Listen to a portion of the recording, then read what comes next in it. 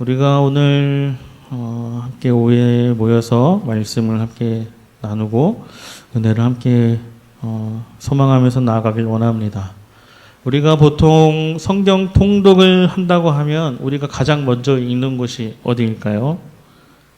아마도 창세기 또는 마태복음이 아닐까 싶습니다. 그런데 우리가 마태복음부터 읽기가 시작하면 제일 힘들었던 것이 있는데 이 1장을 도대체가 넘어갈 수가 없다는 것입니다. 창세기부터 읽게 되면 그래도 이 출애굽기, 레위기까지는 흥미로운 이야기들이 이제 나오기 때문에 읽기가 어느 정도는 쉽지만 이 마태복음은 처음부터 알지도 못하는 족보를 나열하면서 시작되기 때문입니다. 우리 집안의 족보도 잘 모르는데 남의 나라 이스라엘의 족보를 왜 우리가 읽어야 하는지 의문이고, 또 두 번째는 이 족보가 뜻하는 바가 뭐냐 하는 것입니다.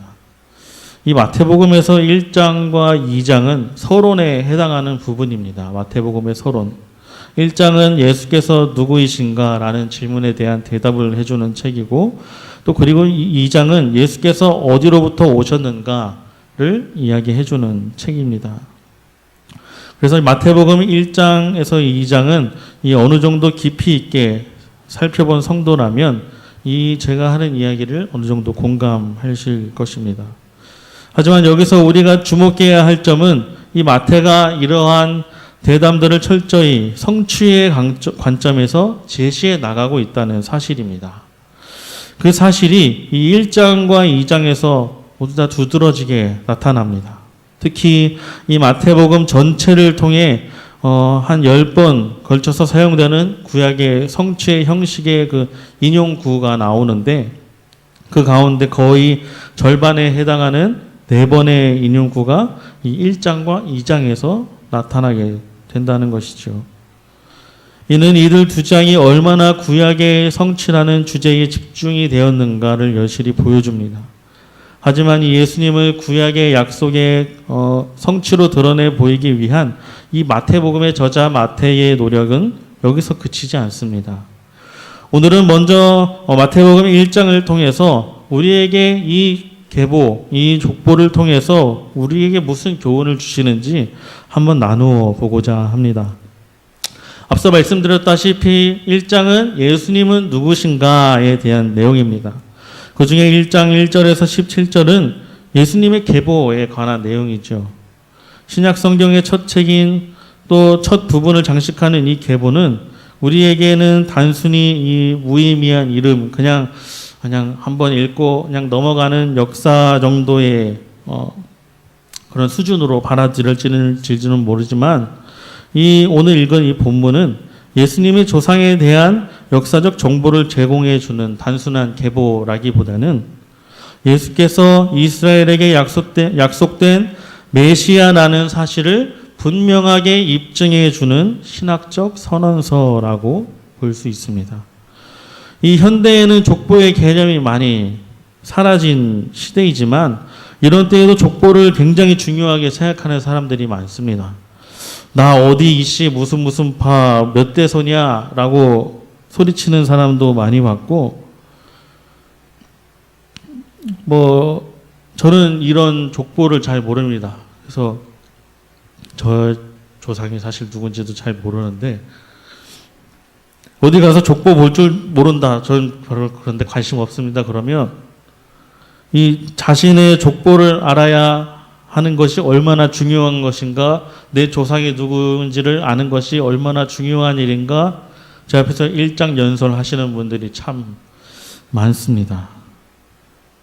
그런데 그 말을 저는 항상 이렇게 또 잔소리 하시네라고 이제 들었던 적이 많은데, 오늘 본문을 보면서 또 그 일들을 곱씹어 보면서 생각해 보니까 그분들이 하셨던 그 말들도 일리가 있는 말이었던 것 같습니다.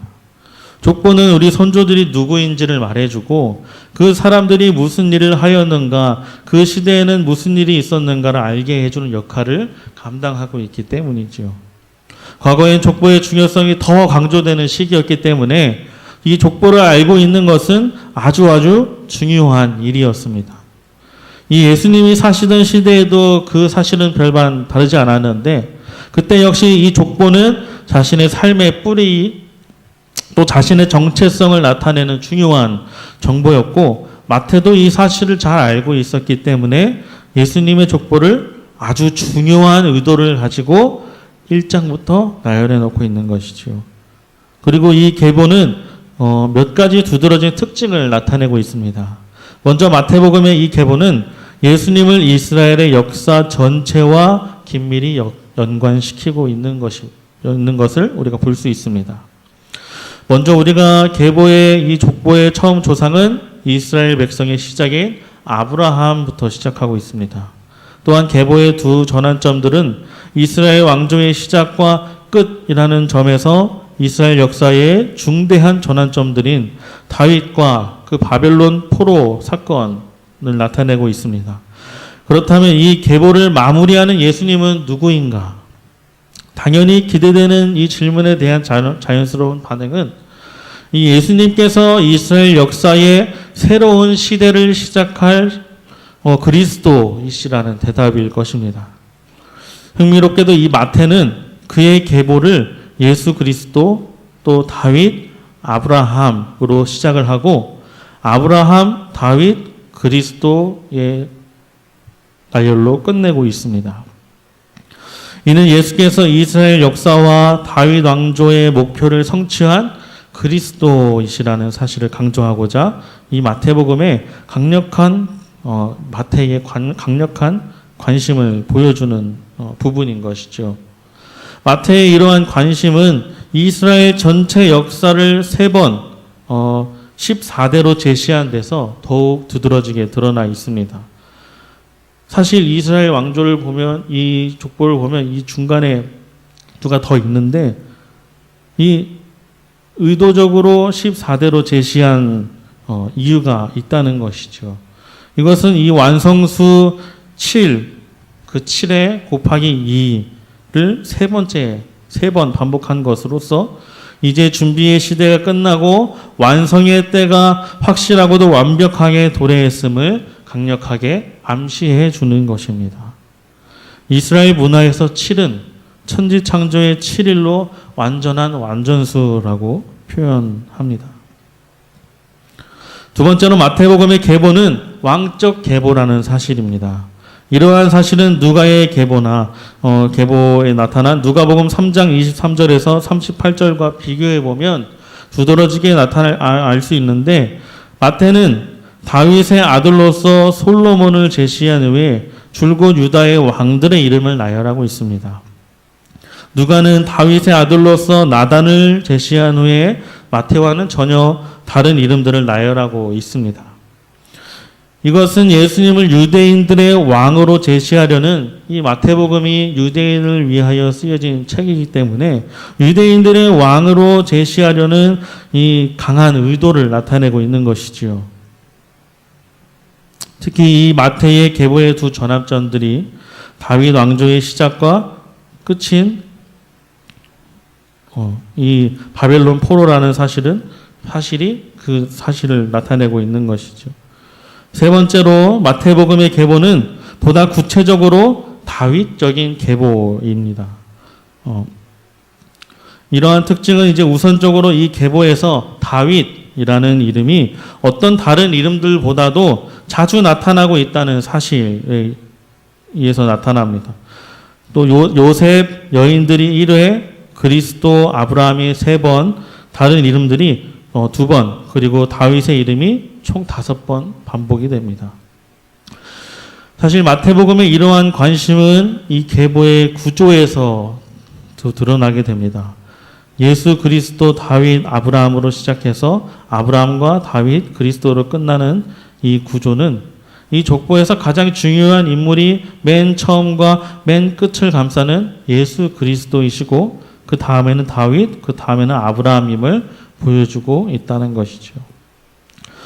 즉 예수께서는 다윗의 자손이라는 사실은 아브라함의 자손이라는 사실보다 훨씬 더 강조되고 있다는 것입니다. 이 정도로 이 족보는 예수님을 다윗의 자손이라고 큰 소리로 선포하고 있는 것입니다. 우리 우리가 보는 이 개역개정 성경과 달리 이 원문 1장 1절은 다음과 같습니다. 예수 그리스도의 계보는 이러하다. 그분은 다윗의 자손이요 아브라함의 자손이다. 이렇게 이 마태는 다윗의 자손인 것을 예수님께서 그 왕적 계보를 지니고 나타나셨다, 태어나셨다, 나셨다라는 것을 강조하고 있습니다. 네 번째로 마태복음의 이 계보는 마리아를 제외한 4명의 여인들의 그 이름을 포함하고 있다는 사실입니다.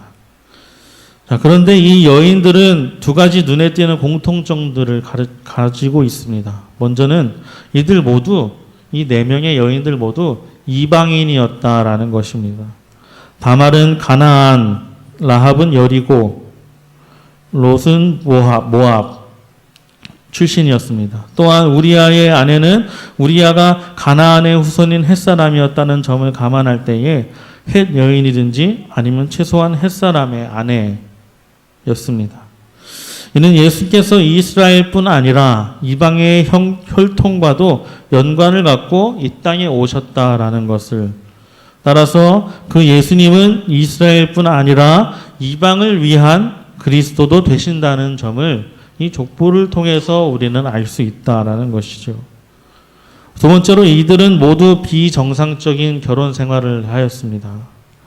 다말은 시아버지 유다를 통해 자녀를 가지게 되었고, 이 사실이 유다가 자기의 아들들이 다말과 결혼한 후에 2명이나 죽게 되자 이 막내를 주지 않기 위해서, 그 막내를 살리기 위해서 유다가 그녀에게 더 이상 아들을 주지 않자 그녀가 이제 가문을 보존하기 위해 어쩔 수 없이 유다를 속여서 자손을 갖게 된 사건이지만, 이 당시의 기준으로도 이 매우 비정상적이었다는 것은 부인할 수 없습니다. 그리고 라합은 여리고 성의 창녀였으며 룻은 시어머니 나오미를 따라서 나왔다가 이후에 보아스와 결혼을 하였고, 우리아의 아내 바세마는 다윗과 간음을 하였으며 우리아의 죽음 후에는 다윗과 재혼을 한 여인입니다. 여기까지의 말씀이 우리에게 주는 교훈이 무엇입니까? 그것은 하나님은 모든 사람에게 은혜를 베풀어 주신다는 것입니다. 예수님께서 이처럼 정상적이지 못한 결혼 생활에 경력이 있는 여인들과 연관이 있는 족보를 갖고 이 땅에 오셨다는 사실은 예수께서 이와 같은 죄인들을 위한 그리스도가 되심을 여실히 보여주고 있습니다. 하나님은 은혜 받을 자격 없는 자들에게 은혜를 베푸시는 하나님이십니다. 그래서 야고보서 기자는 야고보서 1장 17절에 각양 좋은 은사와 온전한 선물이 다 위로부터 빛들의 아버지께로 내려오나니 그는 변함도 없으시고 회전도 하는 그림자도 없으시니라 라고 하였습니다. 하나님께서는 우리에게 은혜를 베풀어 주시는 분이십니다. 그분의 은혜가 여러 모양으로 우리에게 임하여서 우리는 하나님의 자녀가 되었고 그분의 공급하심으로 살아가는 것입니다. 이 예수님의 족보에는 믿음의 거장만 나오는 것이 아닙니다. 하나님이 주시는 은혜를 누릴 자격이 없음에도 이 메시아가 임하는 영광스러운 족보에 이름이 올라간 사람들이 있습니다. 그 중에는 이방인이었고 부도덕한 모습이 있었지만 하나님은 그들을 통해서 그리스도의 혈통에 이름을 올리는 영광을 주셨습니다. 이 사실은, 이 놀라운 사실은 우리에게도 여전히 소망이 있음을 알려주고 있습니다. 그것은 아무것도 아닌 나를, 죄인 중에 괴수인 나를 아무 대가 없이 용서하신 하나님, 우리가 죄에서 해방될 수 있는 은혜를 주신 하나님이 임마누엘, 나와 함께 하시기 때문에 우리에게는 여전히 소망이 있다는 사실을 오늘 족보를 통해서, 이 예수님의 계보를 통해서, 예수님의 나심을 통해서 우리가 느낄 수 있는 것이죠. 또 감사할 수 있는 것이죠. 그 이후에 우리가 읽진 않았습니다만 마태복음 1장 18절에서 25절의 말씀까지는 이 요셉의 입장에서 예수님의 기원을 전개함으로써 요셉이 예수님의 기원과 관련되어 있음을 보여줍니다. 이 마태복음은 예수님의 출생을 소개하는 데 있어서도 매우 흥미로운 특징들을 보여주고 있습니다. 무엇보다도 마태는 이 예수님의 기원에 관한 이야기를 철저히 요셉의 입장에서 전개합니다. 이러한 이 마태의 전개 방식은 누가가 예수의 기원에 관한 이야기를 철저히 마리아의 입장에서 전개해 나가고 있다는 점과 비교해 볼 때 매우 의미심장한 내용을 가지고 있다라고도 이야기할 수 있지요. 이것은 요셉이 예수의 기원과 결코 무관한 자가 아님을 보여주고자 하는 이 마태복음의 관심을 드러내고 있습니다. 실제로 이 요셉은 예수님의 기원에 있어서 대단히 중요한 역할을 하고 있습니다. 먼저 요셉은 예수께서 다윗의 자손이라 불릴 수 있는 신학적 기반을 제공해 주고 있습니다. 특히 앞서 제시된 예수님의 계보가 마리아의 조상이 아니라 이 요셉의 조상을 쫓아가고 있다는 점은 이러한 사실을 확증해 준다는 것이죠. 또한 요셉은 예수께서 사회적으로 살아가는 데 있어서도 법적 울타리를 제공해 주고 있습니다. 이렇게 볼 때에 적어도 이 마태복음에 있어서 이 요셉과 예수님의 사이에 이러한 신학적 법적 관계는 마리아와 예수님 사이의 육체적 관계에 못지않게 그리고 어쩌면 그것을 능가할 정도로 매우 중요한 것이었습니다. 그런데 우리는 여기서 1장 16절을 주목해 볼 필요가 있습니다. 1장 16절을 다 같이 한번 읽어볼까요? 자, 1장 16절. 자, 함께 읽겠습니다. 시작. 야곱은 마리아의 남편 요셉을 낳았으니 마리아에게서 그리스도라 칭하는 예수가 나시니라. 아멘. 요셉은 마리아의 남편이었는데 정작 예수님은 요셉과 마리아 사이에서 태어났다고 기술되지 않고 단지 마리아에게서 나셨다라고 기술된 이유가 무엇일까요? 바로 이러한 질문에 대한 1장 18절에서부터 25절은 분명한 대답을 해주고 있습니다. 그 이유는 예수님께서 요셉과는 육체적으로 아무런 상관도 없는 동정녀 잉태와 출생을 하셨다라는 것이죠. 그러나 여기에서 또 한 가지 보다 복잡해 보이는 질문이 던져지게 됩니다. 요셉이 마리아의 남편이었는데도 어떻게 예수님은 육체적으로 요셉과 아무런 상관도 없이 태어날 수 있었으며 또한 그처럼 육체적으로 무관하게 태어난 예수님께서 사회적으로 또 법적으로 요셉의 아들로 간주될 수 있었던 것은 어떻게 가능하였는가? 라는 질문입니다. 이러한 질문들은 당시 이 결혼과 관련된 규범들을 살펴봄으로써 답변이 될 수 있는데 먼저 18절에서 마리아와 요셉이 맺고 있었던 관계인 정혼은 이 유대인 사회에서 결혼에 앞서서 1년 정도 유지되던 관계입니다. 그런데 이 정혼은 오늘날 약혼보다는 훨씬 강한 법적 구속력을 가지고 있었습니다.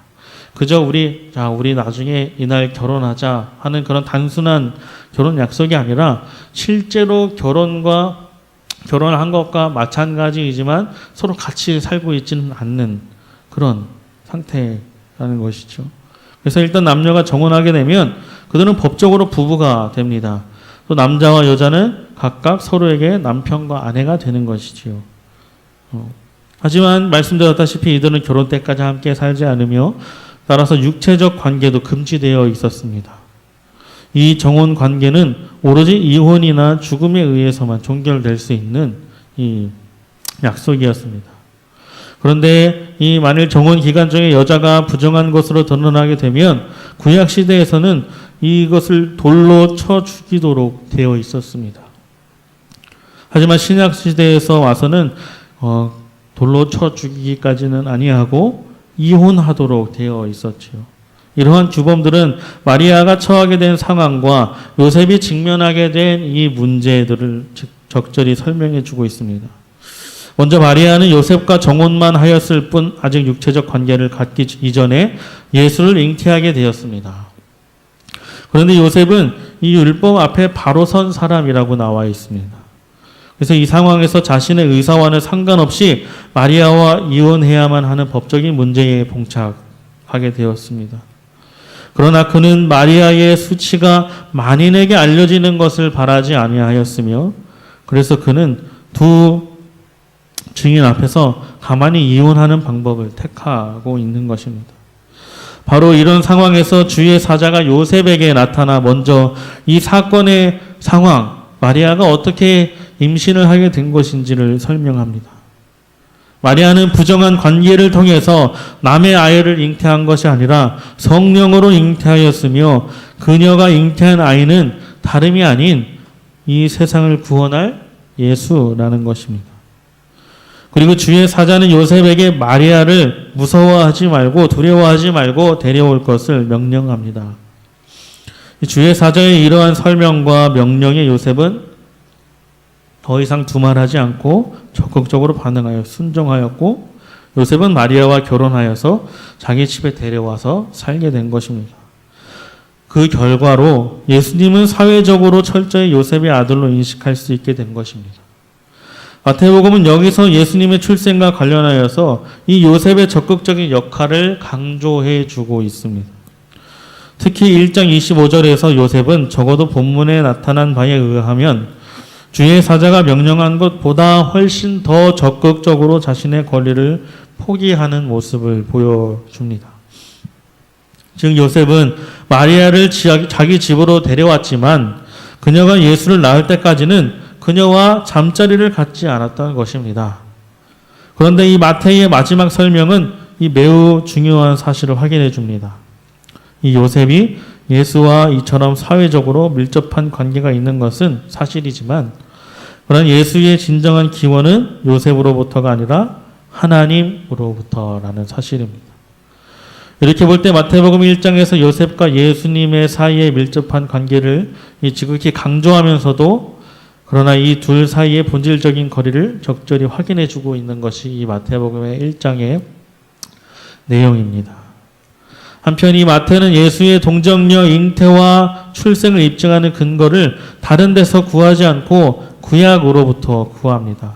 그는 이사야 7장 14절을 성취하는 말씀으로 주께서 선지자로 하신 말씀을 이루려 하심이니 가라사대 보라 처녀가 잉태하여 아들을 낳을 것이요 그 이름을 임마누엘이라 하리라 라는 말씀을 이루시기 위해서 예수님께서 오셨다라는 것이지요. 예수님의 탄생과 예수님의 이 족보 속에 들어가게 된 것은 어떻게 보면 족보 속의 이 4명의 여인들과 상황이 비슷해 보입니다. 그들은 이방인이었고 비정상적인 결혼 생활을 했던 것처럼 결혼한 남녀 간의 사이에서 태어난 아이가 아니라 남들이 모르는 사람이 보면 이 누구의 아이인지도 모르는 이 비정상적인 상황을 맞이했지만, 이 4명의 여인들이 하나님의 은혜로 이 족보에 기록이 되었고 위대한 조상이 될 수 있었던 것처럼 예수님의 탄생 과정 또한 하나님의 은혜로 말미암아 이루어진 사실이며 갑자기 일어난 것이 아니라 구약에서부터 약속된 분명한 사건이라는 것을 우리는 알 수 있습니다. 즉 이 예수님의 족보는 하나님의 은혜의 증거라는 것입니다. 우리는 예수님의 계보를 보면서 이제는 지겨움이나 빨리 1장 읽고 나머지 넘어가야지 하는 그냥 읽어 내려가는 것이 아니라, 이제는 그 족보를 보면서 그 족보 속에 나타난 하나님의 은혜 그 자체인 이 말씀을 보면서 지금도 똑같이 나의 곁에서 임마누엘 살아 역사하시는 하나님을 느껴야 할 줄로 믿습니다.